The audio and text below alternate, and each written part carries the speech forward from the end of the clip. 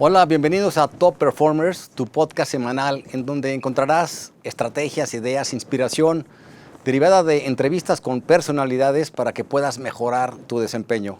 Hoy tenemos una extraordinaria invitada, una buena amiga, quien ostenta el récord de ser la primera mujer en la historia en subir los 14 8000, es decir, las 14 montañas arriba de los 8000 metros y adicionalmente las 7 montañas más altas de cada continente. Viridiana Álvarez, muchísimas gracias por estar aquí en este programa. No, el gusto es mío, Andrés. Qué gusto. Y Viridiana, fuiste una excelente estudiante, estudiaste Administración de Empresas en el TEC de Monterrey, 2 maestrías, una en calidad, la otra en Innovación y Desarrollo Empresarial. Y te pregunto si en esa etapa de estudiante tú ya hacías montaña o fue hasta después que encontraste el amor por la montaña. Si te dijera que no me hubiera imaginado hoy estar platicando sobre montañas a los 30, antes de los 30 años, ¿no? Estando en esta carrera profesional, pensando que ese iba a ser mi camino de toda la vida. Y efectivamente me preparé, o sea, estudié administración y quería ahí mismo en el Centro de Investigación Automotriz y parte de la Universidad del TEC de Monterrey, tenía la posibilidad de estudiar el 100%, ¿no? Con beca. Entonces yo aprovechaba y estudié 2 maestrías, todos los diplomados y pensando de verdad que ese camino profesional iba a ser la manera de que iba a haber el reto en mi vida. Entonces la montaña, ni siquiera el ejercicio ni el deporte estaba en mi vida. No. Ok. ¿Y entonces cómo fue que iniciaste? Platícanos. Mira, a los 28 años corrí mi primer carrera de 5 kilómetros. Anteriormente hacía el deporte que te pedían en la universidad o en la escuela y a partir de ahí es cuando empiezo, yo digo que es como si hubiera abierto una puerta nueva al mundo del reto en el deporte. Después de esa carrera de 10 kilómetros dije, bueno, ok, medio maratón, me metí a triatlones. O sea, fue como de los 28 a los 30 una etapa de autodescubrimiento en el deporte. Todavía con la carrera profesional, pensando que jamás me iba a dedicar a un tema del deporte, ¿no? Y es en la bici de montaña que conozco a un amigo y que yo veía sus fotografías en redes sociales y donde inicia esa inquietud por saber qué eran las montañas, ¿no? Qué era el montañismo. Viendo sus fotografías de las montañas de México, del Pico Orizaba, del Iztaccíhuatl, y pues preguntándole y tratando de unirme a sus expediciones, es hasta los 30 años que mi primer montaña llega a ser el Pico Orizaba. Ok. Y para ti, a partir de ahí, ¿qué es hacer montaña? ¿Cómo fue que le agarraste tanto sabor a esta actividad? Mira, en ese primer encuentro con la montaña, pues bueno, una es la montaña más alta de México, ¿no? Donde tú sabes, si alguien te pregunta que quieres subir el Pico Orizaba y te dice qué recomendaciones, le dirías, pues sube otras, prepárate y después llegas a la más alta, ¿no? En mi caso era mi única oportunidad el poder ir al Pico Orizaba y yo dije, si no llego a la cima, no pasa nada, pero al menos lo voy a intentar, ¿no? Yo quiero vivir esa experiencia. Y resulta que como pude, con las piernas temblando, llegué a la cima y decía, wow, ¿no? Esa sensación, tú sabes, de gratificación después de tanto esfuerzo, es a mí donde me cautiva y decía, wow, estoy en el techo de México, en lo más alto de México, ¿no? Y ahí es donde se viene esa primer idea o se siembra esa inquietud de ir al Everest, ¿no? O sea, imagínate, día 1 de montañista Sí. y imaginar en el Everest. Sí, porque creo que tú subiste primero los Picachos, esta colina prácticamente Aguascalientes, y de ahí te fuiste directo al Pico Orizaba, ¿no? Sí, en Aguascalientes, bueno, yo soy de Aguascalientes, no hay las montañas que tienen, por ejemplo, aquí en la cercanía de la Ciudad de México, pero bueno, son unos pequeños cerros donde iba y ocasionalmente subía. El más emblemático de Aguascalientes es el Cerro del Picacho, que es parte del Cerro del Muerto, y la forma de los pies le llamamos el Picacho. Y cuando subiste el Pico Orizaba, ¿desde ahí te diste cuenta que tienes una capacidad brutal para esta actividad o no? No. De hecho, me costó muchísimo llegar a la cima. Todavía yo ya estando arriba y celebrando y decía, ¿cómo voy a bajar? No sabía cómo iba a bajar. De verdad estaba muy cansada. Era una sensación diferente. A pesar de que ya estaba ahí haciendo triatlones y con un acondicionamiento físico, tú sabes que no solamente es el acondicionamiento físico para la montaña, es otro tipo de preparación de altura que mi cuerpo jamás se había vivido. Entonces fue como también un descubrir y nuevamente ese reto de decir, bueno, ¿ahora qué ocupo para subir el Monte Everest? Ok, y platícame de esa expedición al Everest, ¿cómo fue ese proceso? ¿Qué tal te fue? Mira, a partir del Pico Orizaba al Everest fueron 3 años. Donde hubo toda una preparación, regresé a más montañas en México, mi primera expedición fuera de México fue la Aconcagua, que es la más alta de América, todavía podía cuadrarlo con el trabajo, yo estaba trabajando de tiempo completo, entonces era en diciembre, la temporada de la Aconcagua, pues es el verano para Aconcagua, para Argentina, invierno para nosotros, entonces todavía como que iba acomodando mi trabajo con la montaña. Después, a los 10 meses de Aconcagua, me voy para Manaslu, que fue mi primer 8000, mi primera experiencia en el Himalaya. Y ahí sí, para poder ir a esa expedición, tuve que renunciar a mi trabajo de 7 años. Yo estaba en la dirección del Centro de Investigación Automotriz y fue de verdad una decisión, pedir 2 meses, tú sabes, llegar a un trabajo y decir, ahorita vengo, me voy a ausentar 2 meses.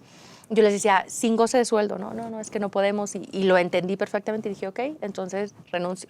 Y ahí fue cuando mi familia empieza así como que, ¿qué estás haciendo? ¿No?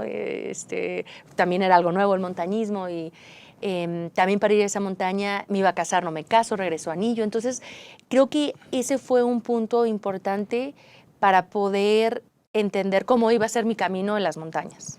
Y después del Manaslu, hiciste el Everest, si bien entiendo. Sí. ¿Y en qué momento decidiste irte ya por el resto de las 14, es decir, las otras 13 o 12 que te faltarían? Las 14 montañas más altas del mundo fue un camino de 8 años, donde pues fue como ir conociéndome, ir entendiendo ese camino que es muy sinuoso y que, tú sabes, el camino a la montaña no es lineal para cualquier meta.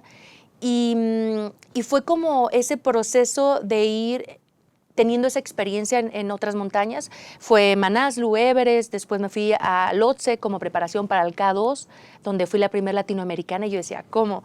Con pocos años de experiencia, pero era como afianzar ese camino.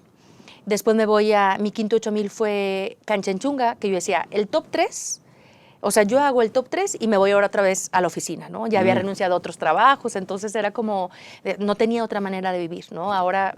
Sí, y además ese fue un récord en velocidad, ¿no? De esas 3 para una mujer, ¿cierto? Sí, cuando decido ir a Canchenjunga, digo que el top 3 y ahora sí, ya me voy a la casa, ahora sí ya me caso, ahora sí ya vuelvo al trabajo. Y me topo con que en esa montaña, si yo subía antes del 17 de mayo, hacía récord Guinness. Y era como, o sea, fue algo que yo no había planeado, ¿no? O sea, como yo, de Aguascalientes, que empieza a los 30, que tiene pocos años de experiencia, puede llegar a tener ese récord Guinness. Y hago cima el 15 de mayo, que fue el día de mi cumpleaños. Tú sabes que es temporada de cimas, y fue algo, o sea, ahí yo creo que fue el momento que dije, ok, como que esto ya llevaba 5 8000 y dije, no, creo que sí me gusta y este es el camino que decido tomar. Ok. Y en tu opinión, ¿qué cualidades debe tener un montañista? Sobre todo así de alta montaña. Es una muy buena pregunta porque, mira, yo hago la referencia en cuestión, ya ves, el arnés que llevamos y llevamos todo el equipo que vamos necesitando para subir. El ascender, el descender, todo lo que se ocupa, los mosquetones y así como esas cualidades o esas herramientas las vas poniendo en el cinturón. Yo creo que un montañista tiene una capacidad alta de resiliencia, porque sabes que a veces no a la primera llegas a la cima, o hay muchos factores externos, como en el mundo empresarial, muchos factores externos que no dependen de ti. Y en la montaña está el clima, está la ruta, están muchas cosas que pueden suceder y que te pueden cambiar los planes y tienes que reaccionar de una manera muy rápida. Tienes que tener paciencia porque, bueno, a mí me ha tocado estar semanas, literal, adentro de una carpa esperando a que la tormenta pase. Mucha disciplina, mucha perseverancia, resiliencia, ya lo mencioné. Son muchas cualidades, pero fíjate, curiosamente son las mismas cualidades que se ocupan para cumplir cualquier meta. Oye, y en este andar por las montañas, sobre todo en los 8000, ¿estuviste en riesgo? ¿En algún momento te sentiste en peligro total? En todas, Okay. ¿Sabes? Hace rato platicábamos, fueron 17 expediciones en estas montañas arriba de 8000 metros, las montañas más altas del planeta, donde algunas, cuando fue temporada de COVID, ya a un día de la cima nos evacúan, ya todos contagiados, no pudimos hacer cima. Y la siguiente que no pude hacer cima también fue Manaslu por una avalancha donde mueren gente. Yo estuve presente en esa avalancha y se suspenden las expediciones. Entonces fueron 2 expediciones en las que no pude hacer cima por esas circunstancias. Y realmente, bueno, siempre en esas 17 expediciones, el peligro y el riesgo siempre está, ¿no? Hay unas donde, pues, sabemos que el K2, Annapurna, Nanga Parbat, son montañas que tienen un porcentaje de fatalidad. El K2 tiene el 25% de fatalidad, o sea, quiere decir que de 4 personas que suben a la cima, una muere, ¿no? Annapurna o Nanga Parbat tiene el 33% de fatalidad, quiere decir que 1 de 3 no regresa, ¿no? Entonces, mentalmente eso también es un reto muy, muy grande. Pero bueno, me ha tocado estar en situaciones pues donde esta de la avalancha, en caída de grietas, de siracs, esos bloques de hielo que pueden ser el tamaño de edificios, tormentas. Pero nunca te has lastimado. Solamente, gracias a Dios, en Xixapagma, brincando una grieta, me torcí el tobillo, fue una rotura del 100% del ligamento externo. Wow. Todavía no me he operado, pero tenía un pie de ese tamaño y dije, yo no puedo parar la expedición. Si me cabe la bota, yo sigo. Yo creo que fue una expedición que me retó físicamente, donde el dolor estaba en cada paso. Oye, ¿y has convivido con una serie de alpinistas de los mejores del planeta, igual que tú, colegas como Nims, quien hizo la película de los 14 picos, o Caminita Sherpa, quien ha subido 31 veces el Everest, tiene ese récord, o Christine Carila, quien hizo los 14 8000 en 3 meses, un día? ¿Y has aprendido algo de ellos o de otros alpinistas por esas conversaciones que has tenido, por verlos hacer esta actividad, o simplemente por ser grandes personas? Platícame de alguna experiencia con ellos. Mira, a Nims, que yo creo que también es el gran referente actualmente en el montañismo. Bueno, sí, él detona su fama con el documental de 14 Peaks, que está en Netflix y que de ahí te puede dar la noción de lo que son estas montañas. Y yo a él lo conozco antes de que hiciera ese proyecto, antes de ser famoso. En el 2017 fue el año en que los dos subimos Everest. Él subió un día antes y lo conocí en Namche Bazaar. Ahí fue donde pudimos platicar mucho antes de todo su proyecto, ¿no? Él hace su proyecto en el 2009, entonces, en 2019, perdón, y nosotros nos conocemos en el 2017. Y aún así tú puedes ver que es una personalidad, él, bueno, siendo Gorkha, que es parte del ejército británico nepalí, toda la parte de la disciplina, toda esa mentalidad militar al 100%, ¿no? O sea, ese entrenamiento y todo lo... pero sí creo que son una cualidad que los une a todos, es un propósito muy claro, son apasionados a lo que hacen y se preparan para ello. Yo creo que esas cualidades son los que pudiera distinguir a esas personas que han roto récords, que han hecho lo que nadie más ha hecho en la historia. Sí, coincido muy bien. Y ahora, tú has estado en estas expediciones alejada de la civilización por varias, no semanas, meses. Entonces, ¿cómo manejas tu mente cuando estás en esa incomodidad de la alta montaña, sobre todo cuando estás en campamentos, a veces encerrada por las tormentas? ¿Cómo manejas tu mente para estar tranquila y poder superar esos momentos? Es una gran pregunta, Andrés. Te voy a decir por qué. Porque en su mayoría, cuando me preguntan del Everest y me preguntan la preparación, hacen la referencia a la preparación física. ¿Qué tipo de ejercicios? Y obviamente, bueno, yo siempre recomiendo que el ejercicio funcional, todo lo que es tipo CrossFit, todo correr, nadar, subir la montaña, todo eso te ayuda. Pero el entrenamiento más importante es el músculo que tenemos aquí, ¿no? Yo le llamo una mentalidad de Everest. Ahí, fíjate, curiosamente, tú puedes ir con un doctor o con una nutrióloga, te sube a una máquina y te va a dar todo el porcentaje de la composición de tu cuerpo. ¿Cuánto porcentaje de músculo tienes, grasa, agua, todo? Tú puedes saber todos los músculos cómo están, pero el de aquí no. Y muchas veces no nos damos cuenta que esa preparación, ese entrenamiento de la mente es de todos los días. Así como si tú quieres correr un maratón, te tienes que preparar un cierto tiempo, lo corres y luego dejas de entrenar, el acondicionamiento del músculo se va. Lo mismo para la mente. Entonces, a veces cuando me dicen, oye, no, yo hice un curso, esto, hace 2 años, y yo, pues eso ya se fue. Si no lo practicas todos los días, se fue. Entonces, para mí el entrenamiento de la mente para mí fue un proceso de aprendizaje, porque también tú sabes, en la escuela no te lo dan. No es así como de vamos a, como las matemáticas o como, no, realmente todo ese proceso de autoconocimiento, de decir, a ver, ¿qué me motiva? ¿Cómo reacciona al miedo? ¿Cómo puedo o sea, toda esa preparación, ¿no?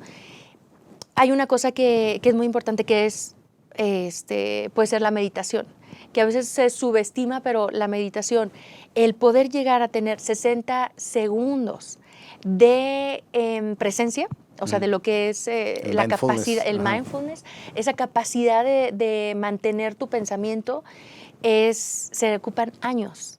Entonces, para mí, el montañismo es una meditación activa, ¿no? Salir a caminar y tener esa capacidad de estar observando mis pasos, de estar observando el árbol, las hojas y que no se vayan esos pensamientos, es una manera de poder entrenar tu mente, ¿no? Y bueno, todo ese, hay muchísimas metodologías para poder entrenarla. Lo más importante es ser consciente de que la mente necesita un entrenamiento, ¿no? Así es, sí, yo recuerdo ahí estar con mi hijo encerrados en una carpa en Campo 2 del Everest por 30 horas porque había una tormenta y esos 30 horas parecían 30 décadas, cara, y no sabes qué hacer porque no puedes salir, ¿no? Sí. Y de tramo a tramo en cada campamento, generalmente aunque vayas con un equipo, estás sola, no platicas, salvo que haya un descanso, pero generalmente esas 6, 8, 10, 12 horas vas sola, en tu caso, y ¿qué piensas? ¿Tú tienes algún ritual en específico en esos momentos o lo que se te venga en ese momento? Yo creo que ahí es donde aplico esa parte que es para mí la montaña, esa meditación activa, donde tengo esa capacidad de poder conectarme. A mí la montaña es un espacio, ¿no?, que me permite conectarme conmigo misma. Eso lo puedes obtener tú, no solamente en la montaña, lo puedes hacer de muchas maneras, ¿no? Ya sea en bicicleta, corriendo, pero para mí la montaña es ese espacio y definitivamente el tener esas pláticas contigo y estar seleccionando los pensamientos. Mira, yo recuerdo el tramo de Camino hacia la cima del Everest. Tú sabes, muchas horas de noche, menos 40 grados, todas no vas platicando, vas simplemente escuchando el viento.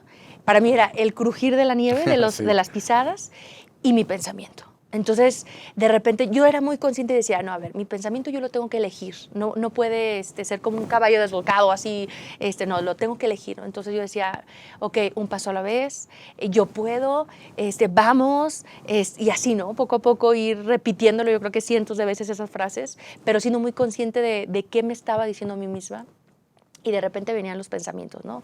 Híjole, ya no siento las manos. ¿Y qué pasa si me quito los guantes y tengo los dedos negros? Entonces era como, y decía, no, esos pensamientos no los ocupo. Entonces volvía otra vez, sí puedo, un paso a la vez, sí puedo. Entonces es esa conciencia de cuáles son los pensamientos que se ocupan para esa situación en específico, para esa meta, ¿no? Entonces es como de atrás para adelante. ¿Qué pensamientos necesito sembrar para poder cumplir mi objetivo? ¿Y qué pensamientos no me sirven? Pero ese es un entrenamiento, ¿no? Porque tú sabes que esos pensamientos, obviamente, la mente trata de protegerte y el miedo es simplemente ese espacio, esa emoción que te permite medir el riesgo. Entonces, era como, ok, gracias por esos pensamientos, soy consciente de que está a menos 40 grados, pero hacía como un análisis y decía, voy bien, ok, un paso a la vez, vamos. Ok, pero digamos, a mí me sucedió algo similar justamente en ese tramo, pero fue mi primer 8,000. En tu caso, que ya te echaste los 14, en esos últimos, ¿seguías concentrada con ese tipo de pensamientos o ya estabas pensando en la próxima playita y en un drink que me voy a echar? No, siempre, ¿sabes? El miedo, y me preguntaba sobre estos momentos de riesgo, cuando a mí me dicen, oye, qué valiente por haber ido a Nanga Parbat, a Annapurna o a estas montañas donde puedes morir. Y porque no, valiente porque no tuviste miedo, ¿no? Y yo, a ver, espérame, si no hubiera tenido miedo, estaría muerta, ¿no? Probablemente estaría muerta porque no hubiera tenido la capacidad de medir el riesgo. Simplemente entender que el miedo es una de las 6 emociones básicas del humano que nos hace medir el riesgo, ¿no? El reto del miedo obviamente es que no te frene, que no te paralice, que no te detenga. Entonces, para mí es como esa conciencia de decir, a ver, claro, estoy en una montaña donde me puede caer una avalancha, tengo que tener la capacidad de medir el viento, de medir la temperatura, de medir la hora, de medir todos los factores para poder evitar esa avalancha o esa caída de roca o esas grietas. Y no es que omitas el miedo no lo podemos omitir. Entonces, el miedo va a ser una emoción que tenemos que lidiar con ella por toda nuestra vida. Entonces, no importa que suba 100 8000, el miedo va a estar ahí, ¿no? Y siempre cuando hacemos algo nuevo, mucho más, ¿no? Esa incertidumbre también va a estar ahí. Y son emociones que yo he aprendido a lidiar con ellas, con el miedo, con la incertidumbre, porque no sabes qué va a pasar, porque es algo nuevo, porque estás intentando algo que nadie ha hecho, pero es nuevamente en esa capacidad donde te expongas a esas emociones, tienes mayor capacidad también para poder sobrellevarlas. Entonces, definitivamente el miedo y la incertidumbre siempre ha estado ahí conmigo y es una lucha constante con la mente, ¿no? Ok. Ahora, en la montaña generalmente vas con un equipo. ¿Y cuáles serían las características que definen un equipo de alta montaña? Y si hay alguna diferencia con respecto a los equipos que tú viviste en la industria automotriz. Totalmente. Mira, es una excelente analogía el cómo funciona un equipo en alta montaña, digamos una montaña como Denali. Denali es la montaña más alta de Estados Unidos, ubicada en Alaska. Es parte de la Seven Summit, la montaña más alta en Norteamérica. Y ahí es un terreno donde hay muchas grietas, entonces tienes que ir encordados, ¿no? Entonces va un equipo, son personas encordadas para, si una persona cae una grieta, tener esa capacidad de sacarla, ¿no? Entonces, y de que no te vayas esos cientos de metros que puede ser esa grieta. Y cuando tú vas encordado a una persona, tu chip cambia. Y ahí es cuando ves a la otra persona y si ves que la otra persona va cansado o de repente tiene problemas con su peso, inmediatamente volteas y le dices, ¿cómo estás? ¿No? ¿En qué te ayudo? ¿Cómo vas? Porque sabes que tu vida depende de esa persona. Entonces es como una interacción donde hay mucha empatía, donde hay mucha confianza, le estás confiando tu vida como la otra persona te confía su vida. Entonces, yo creo que esos 2 ingredientes son muy importantes en un trabajo de equipo, en un equipo de alto desempeño. La confianza y la empatía para poder decir, ok, hoy estás cansado, no puedes con ese peso, ahora yo lo cargo, porque a lo mejor mañana yo lo puedo necesitar. Y de ahí es donde puede suceder un equipo que pueda llegar a la cumbre, ¿no? Hay más posibilidades de llegar a la cumbre cuando es en equipo que cuando es solo. Así es. Y en cuanto al liderazgo, dime, ¿cómo se manejaba en tus expediciones? ¿Generalmente había un líder de la expedición y en particular ya del equipo que iba a la cima o no había específicamente alguien que llevara el mando? Bueno, hay diferentes tipos de expediciones. En un 8000 tú sabes que no vas encordado, que va una cuerda fija donde tú te puedes asegurar. Entonces, el movimiento del equipo puede no ir a la par, no ir al mismo tiempo. Y ahí hay un líder de expedición que generalmente es la empresa que organiza logísticamente. En mi caso me ha tocado ser líder de expedición de muchas, incluyendo Everest. Mira. En mi permiso aparece como líder de expedición. Me tocó en Canchenjunga, me toca en varias montañas donde para mí Everest, ¿no? Me marcó mucho porque decía, ¿cómo? O sea, yo veía a mis compañeros noruegos, o sea, en su mayoría europeos, muchos con mucha experiencia de montaña y decía, ¿por qué me eligieron a mí, no? Y después entendí que en la montaña la experiencia no lo es todo. En la montaña esa capacidad de liderazgo, porque como líder tú no vas hasta adelante, ¿no? Se pensaría que el líder va enfrente y va abriendo el camino. La meta está clara, como en las empresas, la meta está clara. El líder tiene que ir hasta atrás para ver que nadie se quede y que pueda observar cómo va el equipo. Porque si va hasta adelante y alguien se queda atrás, él no va a saber. Entonces, para mí esa analogía es muy importante porque pasa en las empresas. El líder no tiene que ir enfrente, el equipo tiene que saber hacia dónde va, la meta tiene que estar clara y solamente el líder va atrás asegurándose que todos vayan haciendo su trabajo y que vayan bien. ¿no? Entonces, fue un gran aprendizaje para mí ser líder de expedición en el Everest, donde era, claro, o sea, no es ni las certificaciones ni las montañas que has hecho, sino esa capacidad de poder lidiar con otras personas de diferentes culturas y poder llevarnos todos a la cima. Sí, es que yo creo que tú tienes una inteligencia emocional brutal. Yo creo que por eso también te han elegido, porque tienes una capacidad de relacionamiento con cualquier persona de cualquier cultura que te hace única. Es que la montaña me ha hecho hacer no solo maestrías, diplomados en inteligencia emocional, pero también creo que ese es un ingrediente muy importante para un montañista o para cualquier líder. Así es. Y ahora, ¿qué hábitos has desarrollado en tu vida que yo sé que los puedes trasladar el día de mañana para cualquier otro emprendimiento que nos puedas compartir? Mira, yo tengo un decálogo de metas, que es lo que comparto en las conferencias que doy, donde les digo, es que de verdad los mismos valores, las mismas herramientas que te llevan a subir una montaña como el Everest, como cualquier montaña de las más altas del mundo, te llevan a cumplir cualquier meta, profesional, personal, deportiva, y empresarial. Y yo creo que toda esa capacidad de perseverancia, de resiliencia, de disciplina, de preparación, es la que yo creo que son los ingredientes principales y que sigo trasladando, ya sea cuando vengo a la ciudad o como cuando voy a una montaña. Ok, y ahora seguramente has tenido errores en tu vida como alpinista, ¿alguno en particular que digas, esto no me vuelve a suceder, aprendí de él? Mira, yo tengo una filosofía para los errores. Okay. Hay muchas personas que dicen que los errores te forjan, que los errores son parte del camino. Para mí, un fracaso, el fracaso es no intentar. Y te puedo asegurar que en mi vida lo que he hecho es intentar. Muchas no he llegado a la cima. Ya te platiqué 2 experiencias en las que no llegué, en otras igual. Vengo regresando de Perú, no se pudo hacer la cima. Y realmente para mí el fracaso es no intentar. Entonces, el haber ido y el haber dado todo y haber no solamente intenté una vez, sino intenté 2 veces y por una ruta y por otra, para mí eso es el éxito, ¿no? El éxito es darte la oportunidad de intentar las cosas. Y a mí me ha funcionado mucho porque creo que he quitado el peso del resultado. Yo siempre que voy a una montaña, digo, ok, la cima es la mitad del camino. La cima no es el objetivo. La cima puede ser parte importante del proyecto, pero no es la parte culminante. Porque a mí me ha tocado, y me tocó verlo en Canchenjunga, a una persona literal quedarse en la cima, porque su objetivo era tan grande que tienes que tener energía para también bajar. Entonces, para mí eso ha sido como una filosofía de vida, decir, la cima es la mitad del camino y el fracaso es no intentar, ¿no? Entonces, creo que en esta vida lo he intentado de todo y te puedo decir que en cuestión de al menos de esa filosofía de los errores o del fracaso, para mí es eso. Muy bien, y bueno, estamos platicando sobre Huascarán, ahora tu nuevo proyecto de los Picos de América, eso es lo que ahora te está apasionando y es un reto importante. Platícanos de... Sí.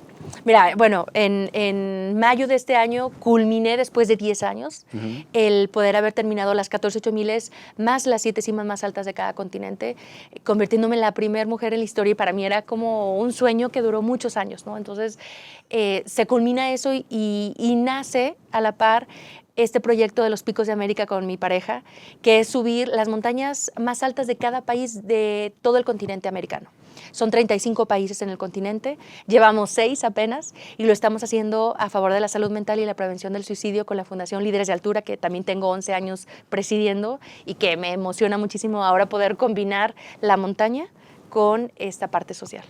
Qué bien. ¿Y tú después de esto te ves en la montaña o crees que vas a meter freno de mano y hacer un cambio y desarrollar otra actividad? Creo que sí hubo un freno de mano, al menos en las montañas más peligrosas, ¿no? En las montañas de mucho peligro. Viví experiencias hace poco, nuevamente hace un par de semanas, muere otra amiga. Entonces me tocó ver tengo fotos donde soy la única que queda. Sí. Entonces ha sido un camino muy duro de perder amigos, porque efectivamente pues, son montañas muy peligrosas. Entonces creo que esas ya no. Espero que la montaña siga en mi vida.